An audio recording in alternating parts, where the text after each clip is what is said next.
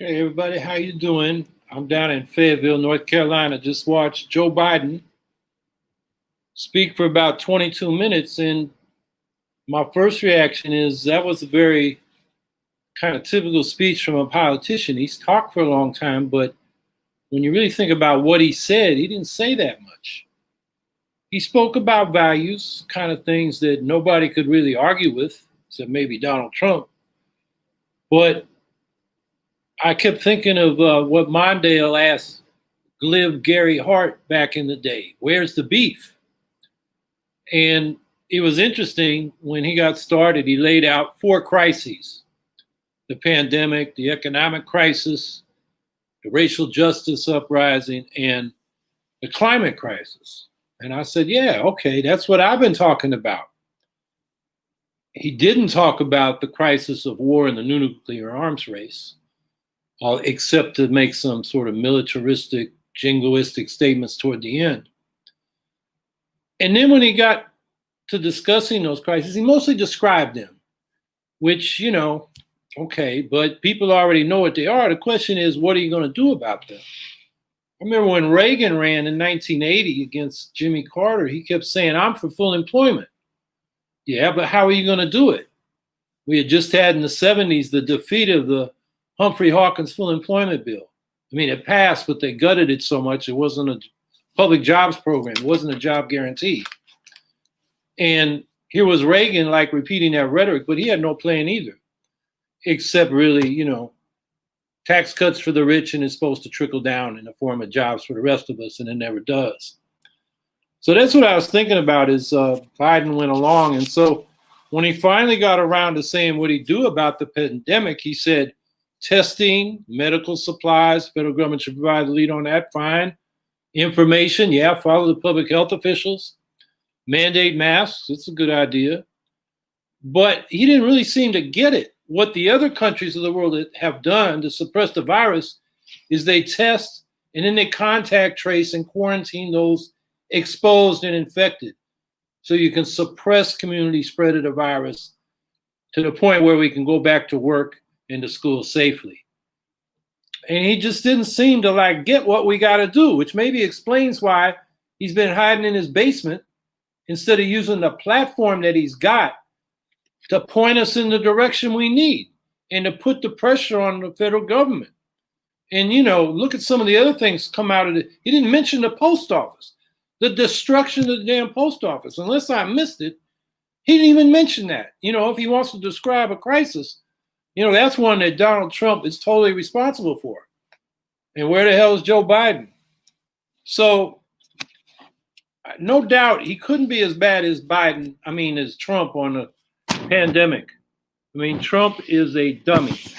He's childlike. He make believes and just thinks if I say it enough times, it's going to happen. And meanwhile, tens of thousands of people are dying. But because Biden doesn't use his platform that he's got, he lives within commuter distance of the White House press corps. Like when he was U.S. Senator, he could go down there like Andrew Cuomo did in New York and get on cable television with socially distanced news conferences and demand and point the country and mobilize us on what we need from our government that Trump is not doing, and just mobilize a lot of pressure. He's got a platform for that, and he's wasting it. And in that sense, I say he's complicit in these tens of thousands of deaths because he's not using the power that he's got to make a difference. And if you don't do that, then you're complicit in the crimes going on. So, as I listen to him he's not particularly glib in the sense of being voluble. He's not a very good speaker, but he had the floor and he didn't provide the leadership there. And then when it got to the economic crisis, he talked about Build Back Better. That's their slogan. You look into the details and it's public subsidies for private profits. They do have the start of a program for child care and elder care. I'll give them that. This country is so far behind the rest of the world on that. That's a low-hanging fruit. We got to go that way. Then he talked about empowering labor unions without saying how. You got to remember, this is the guy who was vice president after Barack Obama twice promised to do card check recognition of unions. the Employee Free Choice Act. They promised it in 2008, and then when it got to the Senate, they let it get diluted. Never got a vote on it. He promised again in 2012, oh, this time we're going to do it. And they dropped it like a hot potato after that election. I know my Teamsters union. I'm not a particular fan of Jimmy Hoffa Jr., but he got double-crossed on that. All the labor movement did. So it's one thing to say you want to empower labor unions. How? Just like the question for Reagan on jobs was how. And he didn't say how. And then the climate, okay, like I like to say, Trump says climate change is a hoax, but Biden and the Democrats are acting like it's a hoax. You look at what came out of that joint Sanders-Biden, working groups on climate policy, and one of the few things they got any very concrete on was retrofitting homes for energy efficiency. They said, we're going to do 2 million homes in 5 years. Well, guess what? There are 100 million homes in this country. Do the math. We won't retrofit all these homes for energy efficiency at that rate for 300 years. And we're supposed to take this as a serious alternative to the, Trump idiocy. It's not a serious program. We don't have the privilege of supporting people like Joe Biden that don't offer real solutions. And when it comes to the economic crisis, he didn't talk about basic economic rights. We have an economic bill of rights, a job guarantee, a guaranteed income above poverty, affordable housing. He didn't mention that. We got homelessness and we got tens of millions of people facing eviction. He didn't mention a housing program. We want Medicare for all. All he said is he's going to oppose Trump's effort to get rid of the pre-existing conditions part of the Affordable Care Act. Yeah, well, we want that, but right now we got 87 million people in this country, and it's growing now in this economic crisis, who are either uninsured or underinsured. So underinsured they don't go to the doctor unless it's a super emergency because they can't afford their insurance. The co-pays and deductibles are too high, and there are things not covered that they'll have to pay out of pocket. It's crap insurance. And that's what Joe Biden stands for, crappy insurance, if you're lucky enough to get it at all. So, climate justice. Okay, then he got to justice. And he stated the values nobody could argue with if they do believe in justice. Maybe Donald Trump doesn't, but most people do. But he had no policies. All he said is, I got Kamala Harris. And then he said no one was tougher on the banks. That's BS. One West in California, the staff of Kamala Harris, when she was Attorney General, found over 1,000.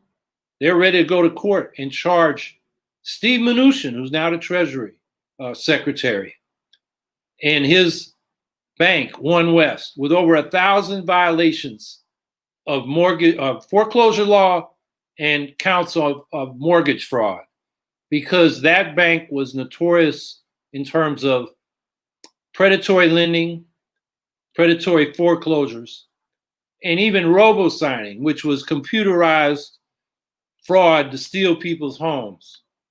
They had Mnuchin, and Kamala Harris declined to prosecute. And then a few years later, when she ran for U.S. Senate, Steve Mnuchin, corporate crook, racist, gave her $2,000 for her election. Donald Trump gave her $6,000. Ivanka Trump gave her $2,000. When the elections are over, these people behind closed doors are not looking out after our interests. So that's breaking down the 4 crises he described, and he never did get to how are we going to end these wars. He said he'd be tough on dictators, fine. But what does that actually mean? Saber rattling is not necessarily the best way to deal with countries like big powers like Russia and China. We may not like the way they govern their countries. We may have concerns about human rights in those countries, but we also got to deal with them in terms of climate and in terms of this new nuclear arms race. which we started a modernization program when Biden was the vice president, that has destabilized the balance of terror. Now the Russians and the Chinese are modernizing their forces. We got strategic nukes that are 6 times faster than they were before, which means you don't launch when you think the other side launched and your detection, your radar says they're coming. You launch in anticipation the other side is getting ready to launch. It puts the hair trigger on even a more of a hair trigger. And then we're putting tactical nukes in the conventional forces, more tactical nukes, with a crazy idea that we can escalate to de-escalate. In other words, in a conventional confrontation, we use tactical nukes to stop the other side who may be getting the upper hand, and then we want to de-escalate. And that's not going to happen, as Daniel Ellsberg pointed out in his second Pentagon Papers, a book called The Doomsday Machine. He was a nuclear war planner before he was a Vietnam War planner.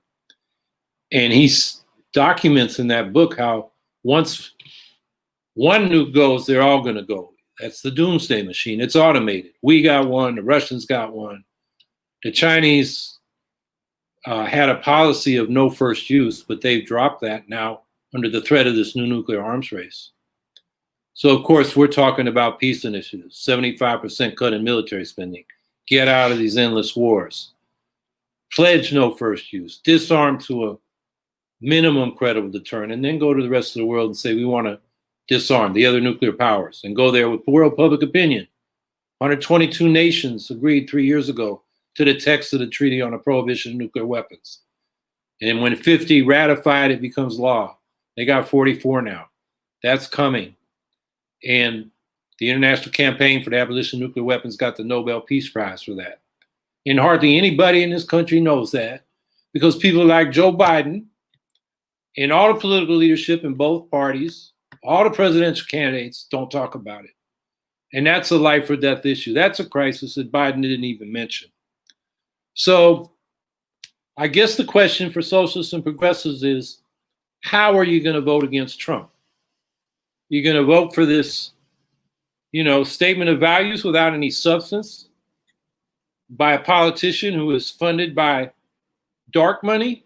I was interviewed by, probably come out this week, by a publication, wanted to know what I thought about Biden saying he's not going to unilaterally disarm by not taking dark money like Trump is. And I said, he could have made that a campaign issue. He could have said, my money's clean, Trump's is dirty. Instead, Biden says, I'm taking dirty money too. Both these politicians, both these major parties represent the corporate elite in this country. And until, we start voting for what we want, we're never going to get it. So the question is, how are you going to vote against Trump? You vote for Biden and you want Medicare for all? You want a real Green New Deal? He's against those things. You just voted against what you want. Everybody knows what the green ticket stands for. We do stand for Medicare for all and a Green New Deal and an economic Bill of Rights and peace initiatives to get us back from the brink of nuclear war. And if you want that, if you don't vote for it, you're certainly not going to get it from Biden. You vote for Biden, you get lost in the sauce. They don't know you want Medicare for all and a full-strength Green New Deal. You voted for Joe Biden, and he's against those things. So that's what I would say to people. You don't have to vote for Biden to vote against Trump. We'll fight Trump better than the Democrats do. The Democrats have a history of accommodating the right. They're not an effective way to fight the right. It was called triangulation by Bill Clinton. It was called trying to get at least one Republican to vote so you could call the bill bipartisan under Obama. And so, like in the economic recovery bill, it ended up mostly being tax breaks for the rich instead of public investment. So you can go right down the issues. And I don't want to go on too long. I've gone on, I'm not sure, about 10 or 15 minutes, almost as long as Biden. But hopefully I said something more of substance so people can think about how to best use their vote. That's your voice, and don't silence yourself by voting for what you don't want.